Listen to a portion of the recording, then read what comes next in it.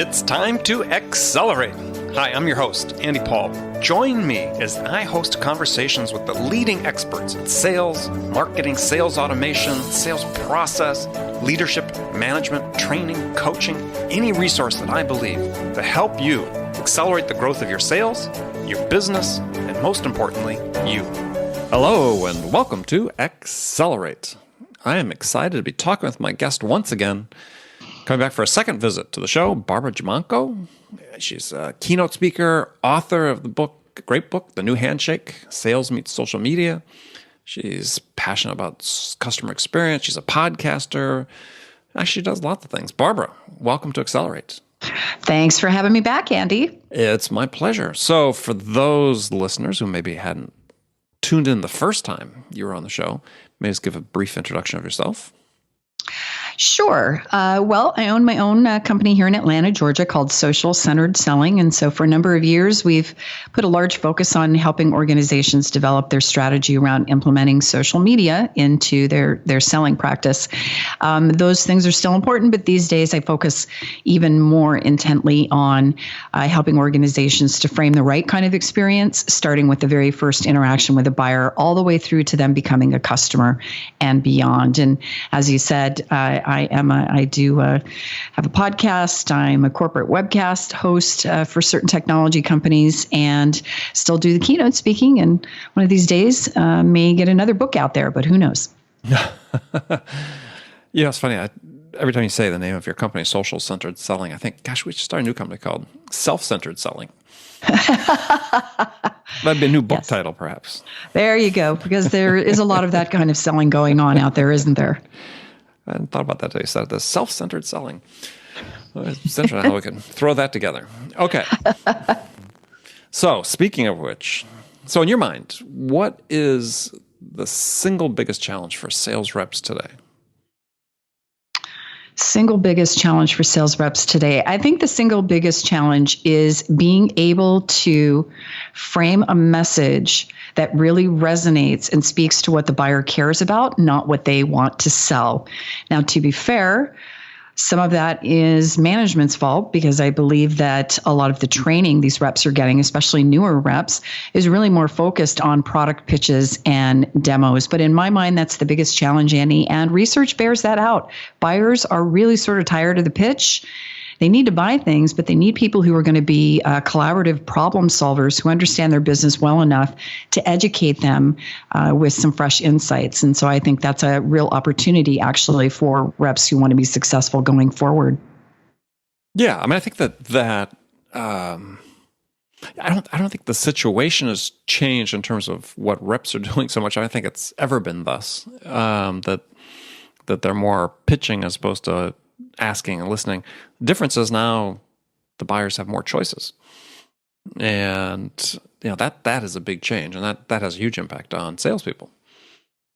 Well, it does. And, I hear common complaints. We don't have time. We don't have time. We don't have time. Yes, you do have time, actually, because I've been in sales quite a long time, long enough to remember when we didn't have all these nifty tools and this thing called the internet and social channels and business intelligence tools where you actually can go and do a lot of learning about not only individual accounts, but certainly if you're targeting specific industries, you can pretty quickly figure out what are some key trends, key pain points, maybe some competitive challenges that these organizations might be facing, and then take that knowledge, package it in a way so that when you do engage with a buyer, you're really speaking to what they care about. And so I think the problem is, Andy, we have too many people trying to rush the sales process. So in some cases, especially if they're larger B2B complex sales, you're not going to make a sale the first conversation. So maybe get over that and start focusing on how you're going to move the process along quickly. But you do that by understanding what the buyer cares about, and then you understand what they need in order to make decisions along the way, which I'm talking to the expert here. You wrote the book on that one. Well, I was thinking about this whole issue in preparation for our conversation today, and sort of a common theme no matter almost who I talk to, and it's sort of nature of someone of people we're talking to in sales is, we're considered experts because we're solving problems that people have, right? That's And right. with sales and the customers and so on. But one of the common refrains that sort of comes up is that, gosh, this has been a problem for decades. I mean, this is not a new problem. Where every new generation that comes in, and that could be, every new class of salespeople come in every year, let's say, or whatever you want to call it, is we're treading the same paths, fighting the same battles in terms of having salespeople understand that, pitching first before you question and listen, understand the customers. These are all really important. So part of me thinks that maybe the only conclusion about the way we begin to really address this problem in a substantive way is to really focus on, this is as an industry, not necessarily as individuals, is having more formal education about sales. Agreed. Right. So that it's available at the college level, or whatever level, vocational level, whatever, and that there's some sort of certification or accreditation that takes place. I mean, I think that if a young person today went to school, 18 years old, business major, decide, I want to focus on sales as my area of specialty within my business major, they get in a 2-year curriculum that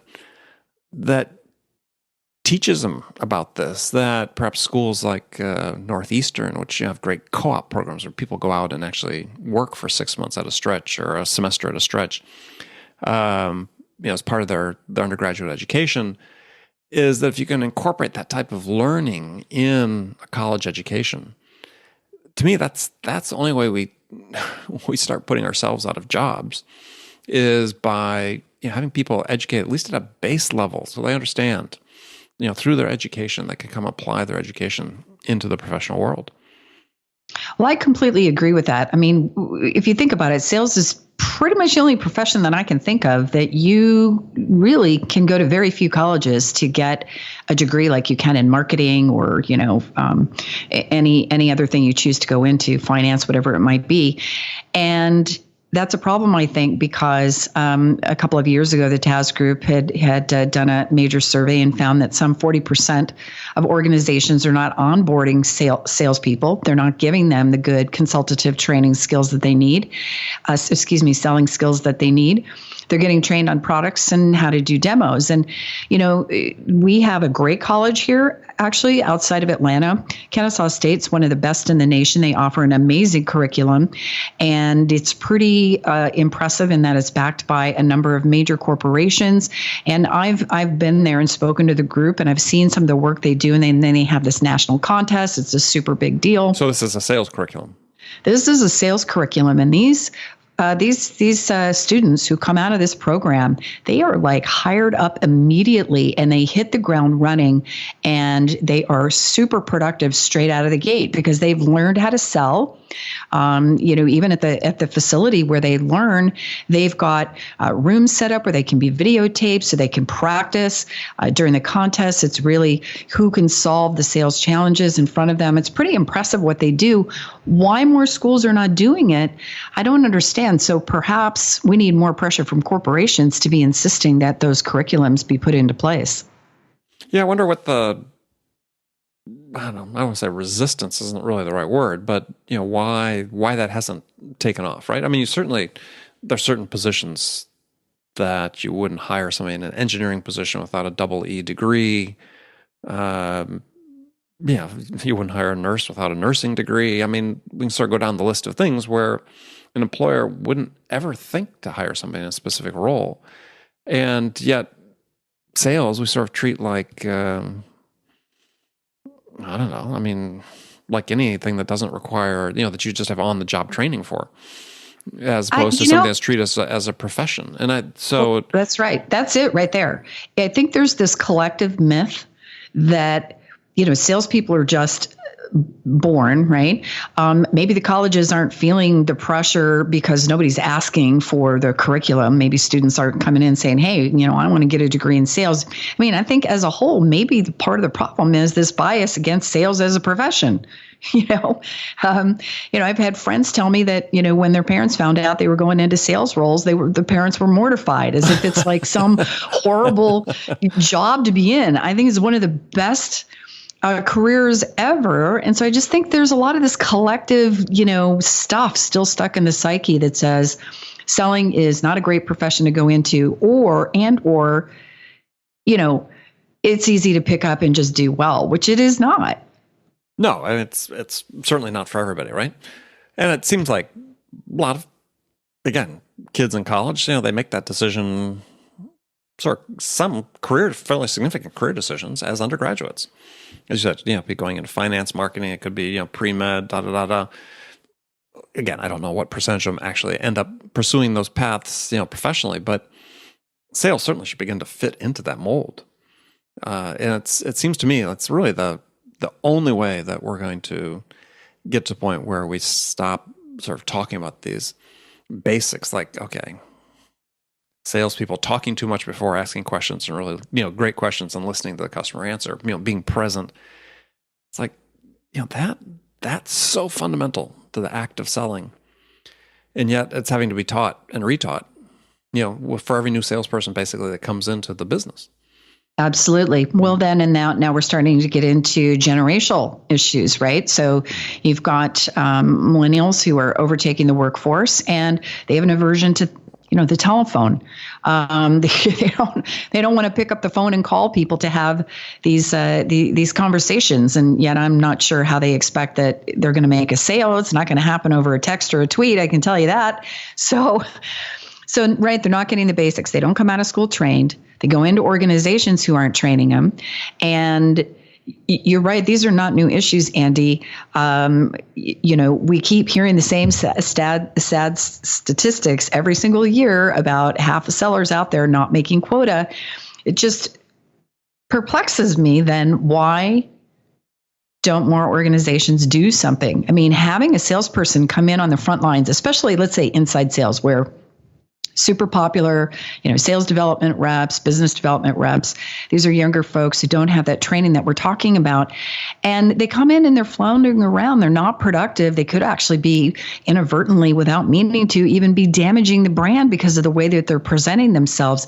You would think that sales leadership would pay more attention to that and say, yeah, that's a problem we need to solve, because we need these people representing us well. We need to make sure that they are productive as soon as they can be. I mean, if the life cycle of that position is, roughly 18 months, do you want, half of that being unproductive? It makes no sense.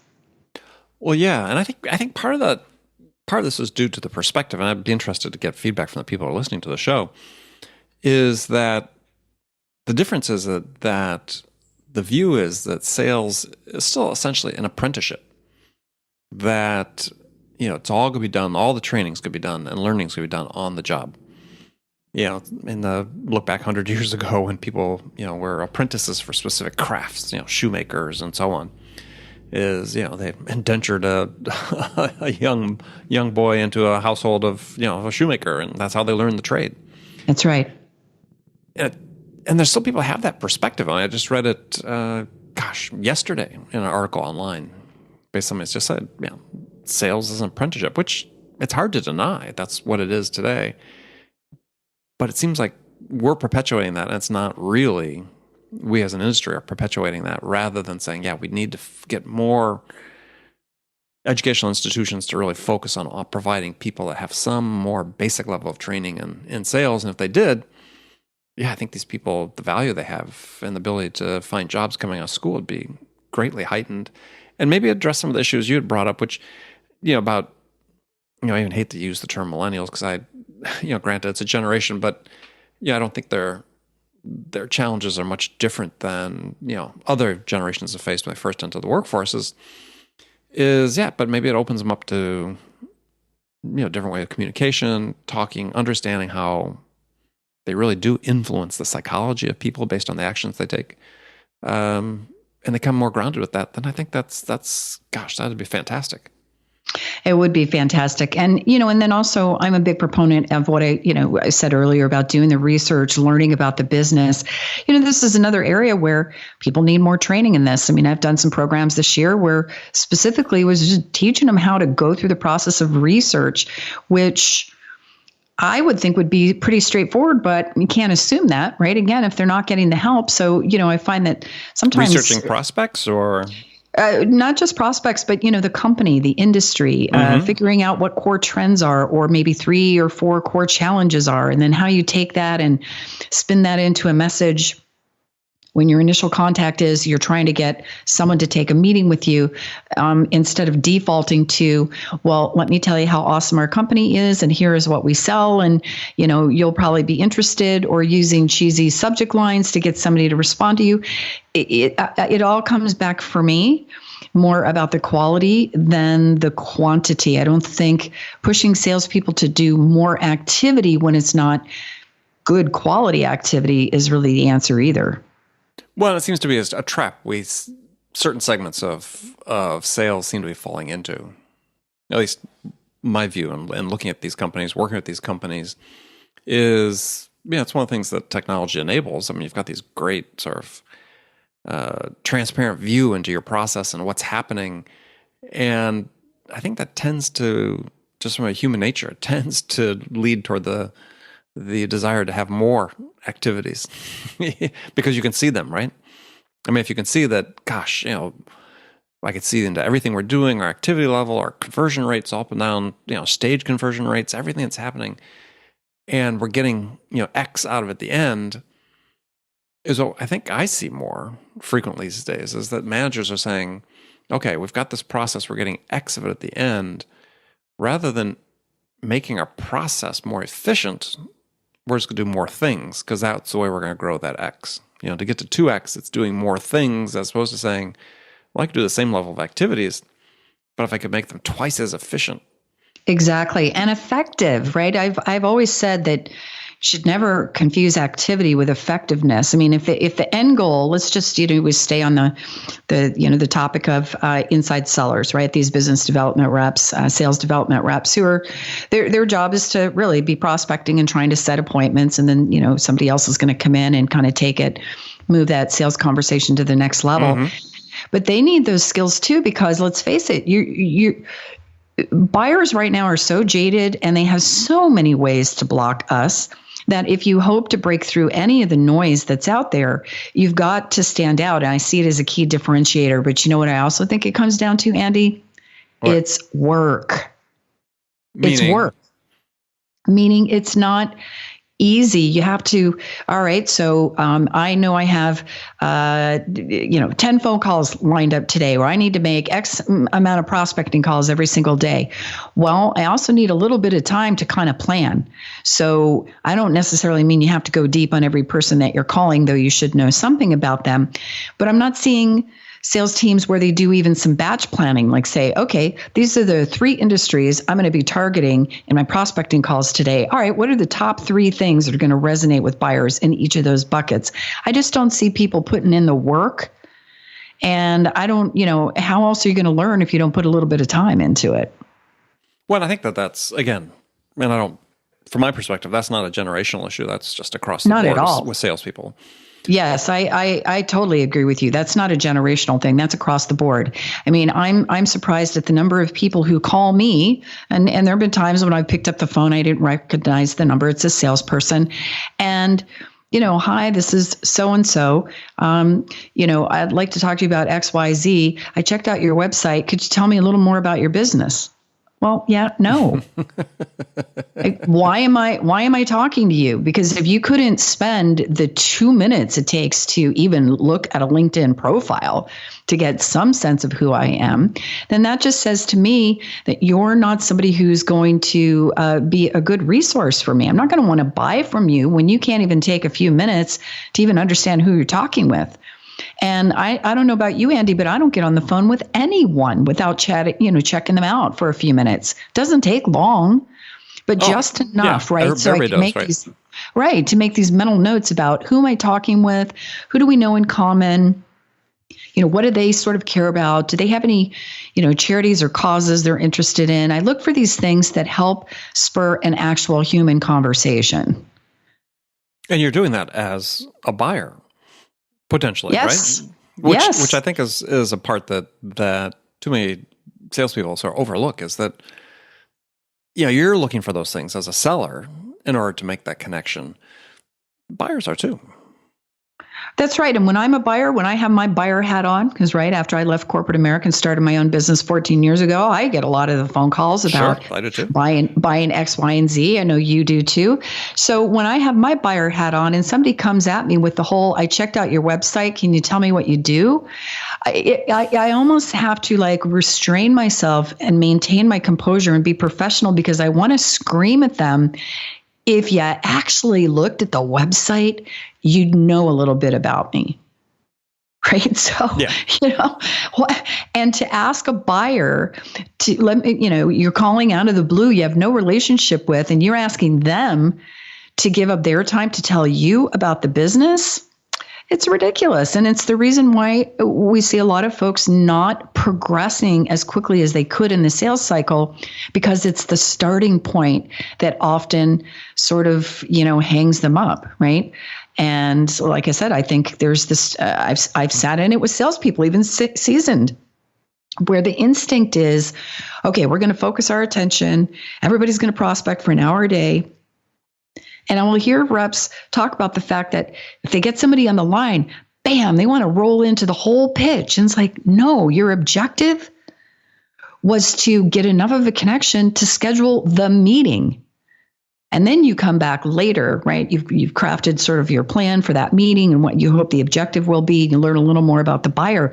But it feels to me, I don't know if the pressure is coming from management or if it's due to what we talked about earlier, which is lack of training. But, this business of thinking that the moment somebody's on the phone, that's when you roll into the pitch, I think is really hindering a lot of salespeople's ability to get the kind of success they're looking for. Well, do you see that as an outgrowth of the fact that they know they're being measured on their activity levels? That's right.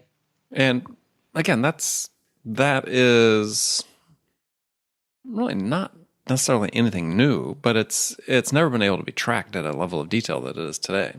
With the technology in the last several years, as we talked before, there's complete transparency. So managers know, they pull up the dashboard. How many calls did you make today? 10, 15 years ago, that was still somewhat opaque until the rep filled out their call sheets at the end of the week. Managers didn't really know. So I think we're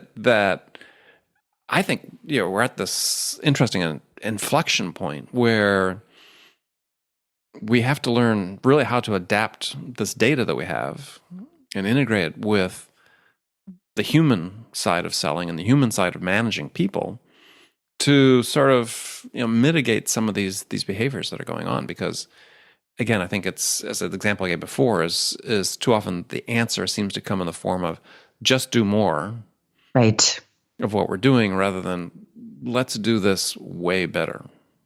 Yeah, I couldn't agree more. And then, listen, I get it. People are coming up with these new technologies, and then now you have companies that have these phone dialer technologies. Okay, now you can push even more phone calls.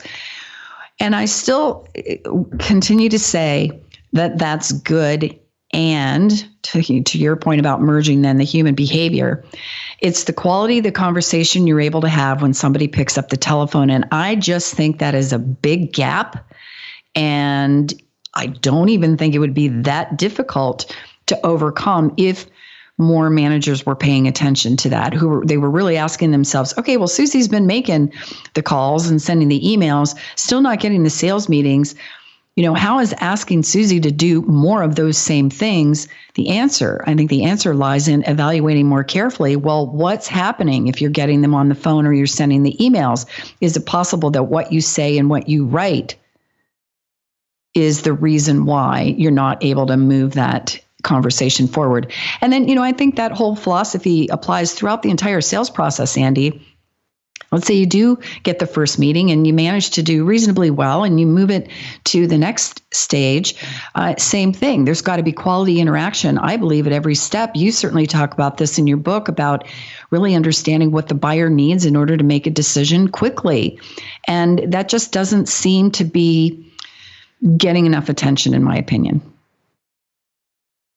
Yeah, well, I think I think one of the real opportunities, and we mentioned this introduction, and you talked about you're focusing more of your efforts on the side of the customer experience, is people really understand that customer experience, defined into two parts, pre-sale and post-sale. Exactly. Is the pre-sale customer experience, which is going to dictate whether you get the order or not, where the post-sale will dictate whether you get a second order. But that pre-sale customer experience, yes, starts from the first moment you say hi. And you might not get a second shot, right? You might not get a second chance. If you don't do that well, you may not get a second chance.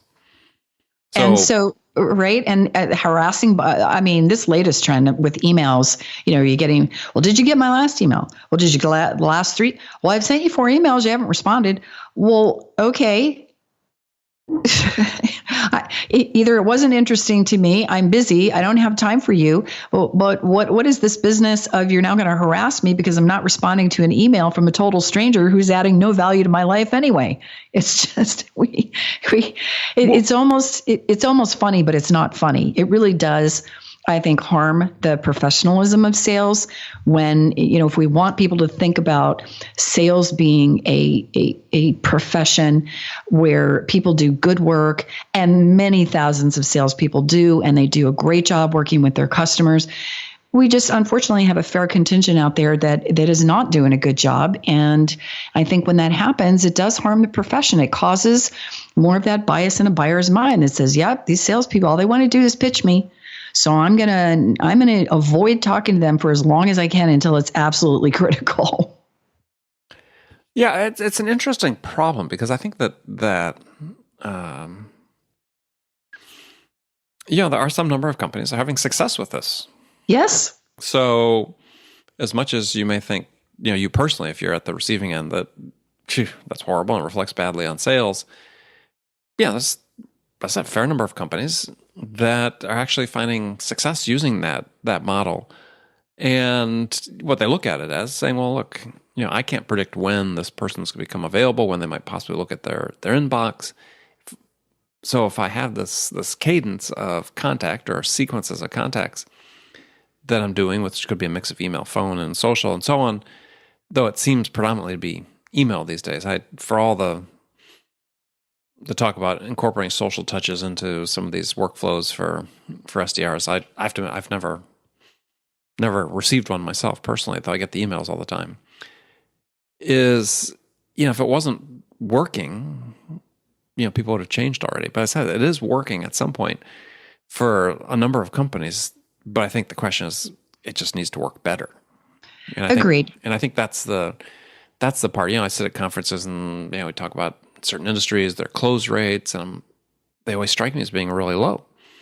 You look at the model and you think, okay, well, it sort of makes sense that it's that low, but they have a choice. We could continue to grow by doing what we're doing. And so we're going to scale. We're going to have a lot more salespeople. If we go up market talking to enterprise accounts, as we talked about earlier, then we'll do account-based marketing or account-based everything to penetrate those accounts, but then we still have to scale these others. And the answer typically always looks like hire more salespeople to do just what we're doing, as opposed to how do we really radically transform this process to create a different outcome at a higher rate in a predictable fashion. Yeah, I mean, well said. I couldn't agree more. I think that's really the answer. And that requires organizations taking a step back and looking at their process and really evaluating these various things that they have happening. Because I feel the same way when I hear, we'll hire more salespeople. Well, how is hiring more salespeople going to help you if hiring more salespeople who are doing the same kind of work that's already happening, it's not going to move the needle for you. Mm. So I really do feel like there's that balance of quality plus quantity. I mean, let's face it, we've got all this great technology and that's fantastic. But in the end, people are buying from people. I mean, unless you're in a consumer-oriented kind of a world and what you sell is transactional, every sale that I've ever been involved in, I needed to talk to people. So, technology can get you started, but then you're the salesperson. It's the quality of what you do that then starts to make the difference. That's why I became a big fan a few years ago. I mean, I always believed in this, but I became a big fan of Google's Zmont theory. Mm-hmm. Zero moment of truth. Zero moment of truth. And at every stage in an interaction, whether it's directly with the buyer or other people in the organization who might be influencing the sale, it all makes a big difference. But I agree, obviously, organizations must be getting some measure of return out of it. Otherwise, they probably wouldn't keep doing it. But then there are other companies I know that kept doing those same sorts of things and ultimately had to hang it up, right? They had to close their doors because they were not bringing in the revenue that the way that they needed to. So, again, I think about this whole business of a professionalism of sales. If revenue is such an important driver, again, scratch my head. Why are we not ensuring that more sellers have really got the right kind of structured training so that they can be really good salespeople instead of the whole shoot from the hip? I'll learn it on the job. Maybe I'll follow around the top seller and do what they do. I think you go to all this effort to develop great products and services, and then you don't put enough emphasis on the people who really ultimately need to sell them. Well, I think that one thing, and this could be a whole other conversation, but I think we need to think about, okay, well, really, where's this problem emanate from? And I think it really emanates from the frontline management level. Yes. So, there's too much of a reliance to say, look, let's just train people. But, I look at my own development throughout my career, and the really instrumental things I learned from my managers. People that were mentoring me and coaching me, more coaching me than mentoring, right? But maybe modeling sales behaviors. And so I know we don't have time to dive real deeply into this here on this episode, but look at all this as how do we reinforce behaviors? Well, it's through consistent contact with the coach that's observing what they're doing and providing the feedback. And so, training itself, the one and done, we all know that people tend to forget what they've learned fairly quickly unless it's reinforced. Well, who's going to reinforce it? It really has to be the managers. Well, you're right about that. We could have many shows talking about that topic because training is not an event. It's a process, and it needs to be ongoing regardless how many years you've been in sales. I mean, I've been in sales for a very long time, and I look to improve my skills every single day. Not a day goes by that I don't read about something related to the profession. I think about ways that I can do an even better job at what I'm doing. And you can't just tick the box and think one training or one kickoff session is really going to change things.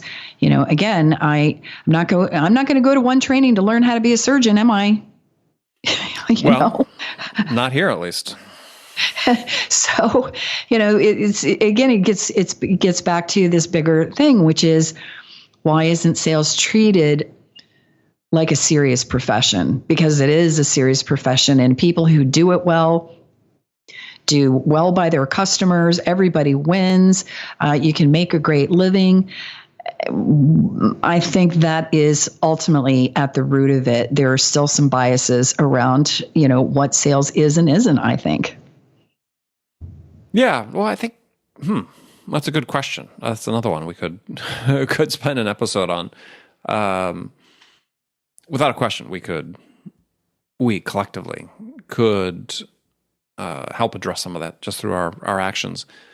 But I think also we have to keep in mind that when we approach people is they have their defenses up. They have their perception somewhat already in mind of what they think the interaction is going to be like. That's right. Unfortunately, it's true. Yeah. So even the best, can find challenges in that regard with, prospects and customers, buyers that just say, yeah, this is going to be a waste of my time. I'm doing it because this is, the only way we're going to get this whole process started, but sort of stealing themselves for the 15, 20 minutes they have to spend with you, even if you're really good. So I agree. I mean, we sort of all start behind the 8 ball a little bit, but much like we talked about early on with the increase in professionalism through having more people entering the workforce with professional educations in sales or professional certifications in sales, it's all part of the cycle. I think we get that process going, then ultimately over time, buyers' attitudes will change because their experiences will change with the people. Absolutely. And as each of us individually as salespeople make a commitment to changing the buyer's perception, I think that goes a long way too. I mean, as you said, it's not uncommon. I'll get on a call with a customer and sometimes they want to start off with, well, let's talk about your services. And I'll say, well, we can get to that. And what's more important to me is to have a better understanding of why you wanted to have a conversation in the first place. What problem are you trying to solve? And then let's talk about that. Actually, funny story. A company that I am striving to do business with, I got on the call with the executive, and we chatted for a couple of minutes. And he says, and by the way, I make it a practice in 30 minutes. I don't 5 minutes at the end, maybe. Hopefully, by that time, we've already been talking about potential solution options. But I leave all that stuff about me, the company, the services to the very, very end. I want to maximize the time with the buyer. But I had to chuckle because we're a few minutes into the conversation, and I could see that we were kind of thinking like-mindedly. And he says, "Well, Barb, why don't you go ahead and tell me about your pricing?"